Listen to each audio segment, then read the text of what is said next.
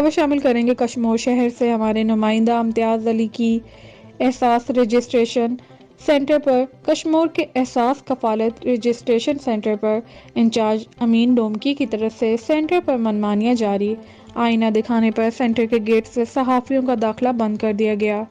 Centre in charge अमीन Domki gate पर खड़े होकर खवातीन को धक्के देने लगे। सेंटर का मालिक हूँ, जिसका दिल करेगा काम करूँगा, मैं अपनी मर्जी का मालिक हूँ। सेंटर में गरीब खवातीन की तजलील का सिलसिला जारी रहा। सुबह 9 बजे से शाम तक खवातीन धक्के खाकर वापस चली गईं। सेंटर के बाहर भी नादरा इंतजामिया के एजेंट मौजूद रहे, जो हर टोकन पर वसूली करते हैं। पैसे ना देने वाले को यूसी ना होने और नाअहल करके वापस भेज दिया जाता है।